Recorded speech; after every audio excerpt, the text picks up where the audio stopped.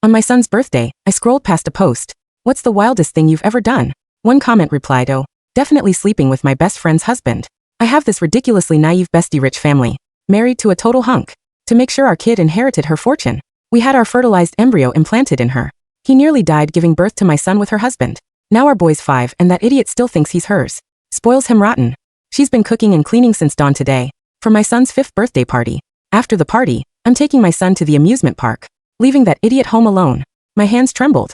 The reply's profile picture showed a distinctive bracelet, the same one I'd gifted my best friend Chloe.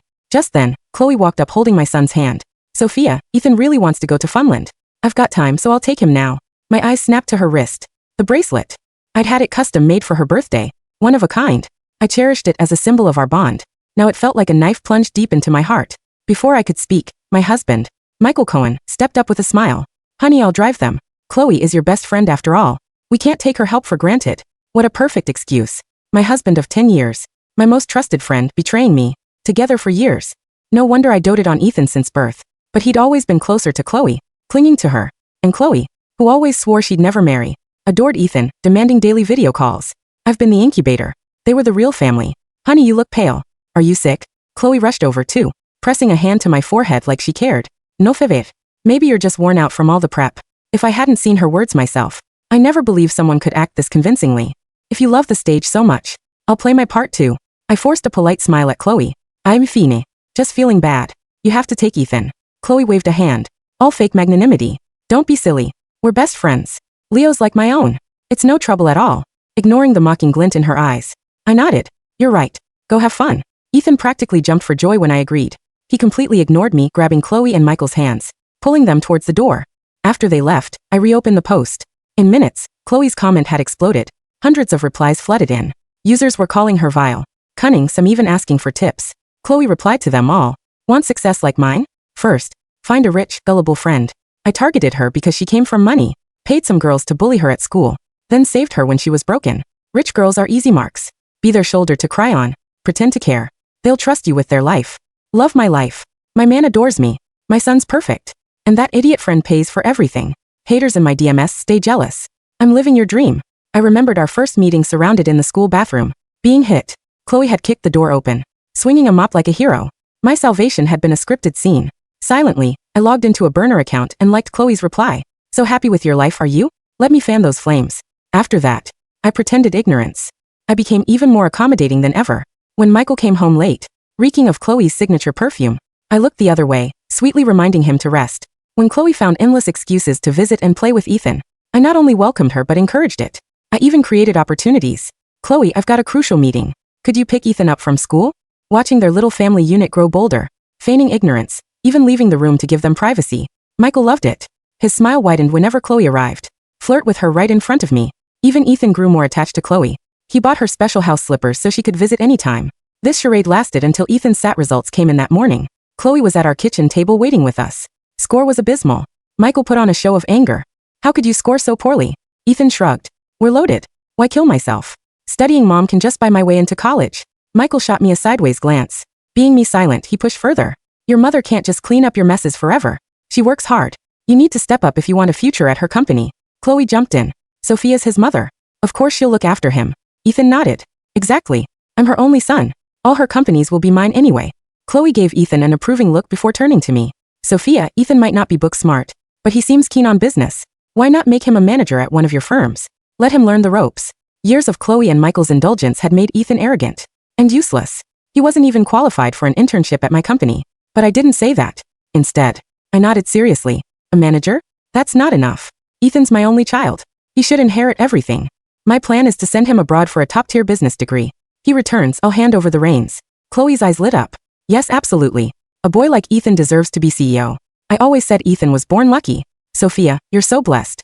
Devoted husband like Michael, and such a wonderful son. Michael and Ethan grinned, nodding eagerly as the three of them celebrated.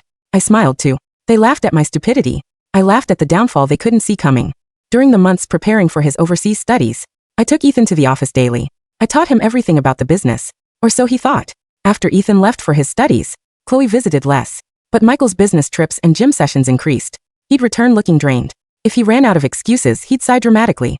Ethan's never been away from me. I miss him so much. I need distractions or I'll lose it. ignoring the fresh love bites on his neck. I'd soothe him. Ethan will be back soon. Then our family will be together again. Michael would smile thinly, his meaning clear. Yeah, soon our real family will be together. 3 years later, Ethan returned. Chloe, making a grand reappearance, joined us to fetch him from the airport. The moment Ethan appeared, Chloe couldn't contain herself. She rushed forward, tears streaming, and crushed him in a hug. After their emotional reunion, Ethan walked straight to me. Mom, I'm back. When do I take over the company? Seeing his eagerness, I smiled faintly. Let's go. I've called a press conference right now in front of everyone. I'll hand everything over to you. The conference room was packed with media and business elite, there to witness the transition of the Williams Enterprises. Under the spotlight, I announced Ethan would succeed me as CEO of Williams Enterprises. With lawyers and cameras recording, I signed the share transfer agreement, transferring all my assets and company shares into Ethan. The room erupted in applause. People marveled at a mother's love. Then in that moment, Chloe entered on Michael's arm. Under confused and astonished stares, Chloe produced a DNA test report. Sophia Williams, truth time. Michael and I have been in love for years. Then that IVF baby you carried was our embryo. I am Ethan's real mother. Letting him call you mom for over 20 years was repayment enough for being his incubator. Now give me back my son. The rumor erupted. Chloe Dubois. Isn't she Sophia's best friend? She slept with her husband. This is monstrous. Sophia treated her like gold. How could she? The timing. She waits until after the shares are transferred. This is pure greed. Amid the outrage, Michael puffed out his chest. My first marriage was a prison. As a man, I tried to do my duty. But I'm human. Countless nights I asked myself, is this the life I want? Sophia had money. She was good to me and Ethan. But my heart belonged to Chloe. Am I wrong for chasing true love? Marriage is for happiness. Divorce is too. It shouldn't be chains binding me from my soulmate. I ask for your blessings. His words were earnest, forceful, playing the tragic hero breaking free for love. I ignored him, turning to Ethan. What do you think? Ethan scanned the share transfer agreement, then spoke calmly. That's the last time I'll call you that. Though you raised me for over 20 years, you're not my real mother. Blood is thicker than water. Don't stand in the way of our family reunion. He threw divorce papers in my face. Since everyone's here, divorce dad today. Set him free. Considering you raised me, I'll give you a monthly allowance. $200 should suffice. Gasps filled the room. Then anger boiled over. Like father. Like son. The nerve after she just gave him everything. $200. Is he serious? I'm furious just watching. Sophia, don't give in to these parasites. Yet they've gone too far. People shouted support, some offering legal help to reclaim my assets. Michael and Chloe remained smug, as if ready for any challenge. Amidst the fury, I smiled mysteriously. Okay. To everyone's shock, I signed the divorce papers. Chloe and Michael blinked, surprised by my quick agreement. They snatched the divorce decree and share transfer, scrutinizing them, finding no flaws. Their smiles widened as they basked in triumph. I spoke again. Since you've given me such a memorable surprise, I have a gift for you too. I stood up, smoothing the wrinkles in my tailored suit. The room fell silent as I pulled a secondary folder from beneath the podium. Chloe was clutching the share transfer agreement like a holy relic, her eyes gleaming with the victory she had dreamed of for 20 years. Michael stood beside her, his hand resting possessively on her waist, looking at me with a mix of pity and contempt. What gift, Sophia? Chloe sneered. A box of tissues? Or maybe a list of your favorite charities so Ethan can send them a few cents once in a while. I didn't answer. Instead, I turned to the large screen behind me. A map of our corporate holdings appeared, but it didn't look right. The bright blue logos of Williams Enterprises were blinking red. 3 years ago, I began, my voice steady and clear for the cameras. When Ethan went abroad, I realized that a traditional inheritance wouldn't be enough to secure his future. He was struggling with his grades. So, I took it upon myself to restructure. I taught him the business, as he said. I had him sign every document, every contract, every guarantee. Ethan puffed out his chest. Yeah, I signed them. I know the business inside and out. I'm the owner now. You are indeed. I nodded. But what you own, Ethan, isn't Williams Enterprises. You own Williams Holdings, Debt Management Division. I sold the actual assets, the factories, the patents, the real estate, to a private equity firm 6 months ago. That firm is called the Phoenix Trust. Do you know who owns the Phoenix Trust, Chloe? Chloe's smile faltered. What are you talking about? I saw the books. I saw the revenue. You saw the books I let you see, I replied.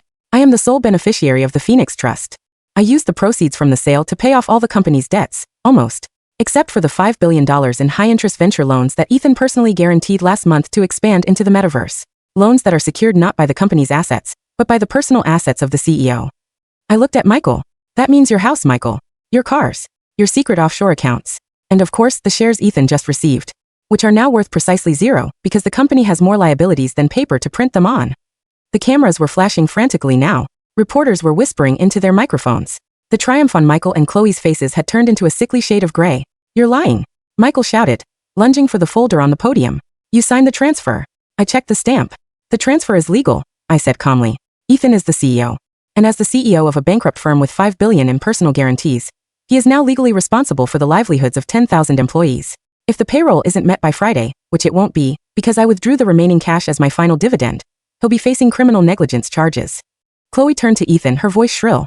Ethan, is this true? Did you sign those papers? Ethan was staring at the agreement in his hand, his eyes bulging. She said it was a routine expansion plan. She said it was my first big move as a leader. And since we're talking about routines, I added, looking directly at Chloe, let's talk about your social media presence. I pulled out my phone and tapped a button. The projector switched from the corporate map to a blown-up screenshot of the comment Chloe had made 5 years ago. Definitely sleeping with my best friend's husband. To make sure our kid inherited her fortune, we had our fertilized embryo implanted in her. The room gasped. I walked toward Chloe, who was shaking so hard she dropped her champagne glass. I've known since the day you posted this. I whispered, though the microphone caught every word. I watched you for 5 years. I watched you play with my emotions. Watched you manipulate my son. Watched you wait for this very moment. You thought I was your incubator? No, Chloe. You were my entertainment. I turned to the cameras. As for the embryo, that's the real gift. I had the IVF clinic's records audited years ago. Did you really think Michael would be faithful to you, Chloe? He didn't use your embryo. He paid the clinic to use a donor's egg. A woman who looked like me, because he was already planning to ditch you if things got complicated. Ethan isn't your biological son, Chloe. He's Michael's, but the mother? She was a 19-year-old student in Belarus who needed the money. The breakdown was spectacular. Chloe turned on Michael like a rabid animal. You did what? You used a donor? You told me it was my egg. I spent 20 years waiting for my son. Michael backed away, his face a mask of cowardice. Chloe, listen, I just wanted to be sure. I thought you might back out. And Ethan, I said, looking at the boy I had raised. Since you're so fond of blood being thicker than water, I hope you enjoy the taste of it. Because Michael Cohen has no assets left. Chloe has nothing. And you? You have a $5 billion debt and a Belarusian birth certificate. I picked up my purse. I'll take that $200 allowance now. It should be enough to buy a nice bottle of wine to celebrate my new life. I walked out of the conference room. I didn't look back when I heard the first punch being thrown. I didn't look back when the police, whom I had tipped off regarding the IVF fraud and corporate misrepresentation, entered the building. I stepped out into the crisp afternoon air. For 20 years, I had been surrounded by ghosts and liars. For 20 years, I had been an incubator for a plan that wasn't mine. A black sedan pulled up. The driver opened the door. Where to, Ms. Williams? To the airport, I said, looking at the custom bracelet on my wrist, the one Chloe thought was a gift of friendship. I unclasped it and tossed it into the gutter. I hear the south of France is lovely this time of year. And I finally have the silence I paid for. The news was a delicious hum in the background of my life. Michael Cohen was serving 10 years for bank fraud and IVF malfeasance. Chloe Dubois had been sued into oblivion by the real parents of the children she had lied about in her various social climbing schemes. She was last seen working at a roadside diner, her distinctive bracelet, long since pawned for legal fees. And Ethan? Ethan was the most tragic of all. He had no skills, no education, and no money. The Belarusian donor had actually sued for parental recognition once the story went global, not out of love, but for a share of the Williams fortune that no longer existed. He was caught in a legal limbo, a prince of a kingdom of dust. As I sat on my balcony overlooking the Mediterranean, I opened a new post on the same forum where it all began. What's the wildest thing you've ever done? I typed my reply. I let 2 snakes think they were charming a bird, only to find out the bird had built a cage out of their own greed. I watched them starve inside it. Best 5 years of my life. I hit post and closed my laptop. The sun was warm, the wine was cold, and for the first time in my life, I didn't have to pretend to be anyone but Sophia Williams. And that was a victory no DNA test could ever take away.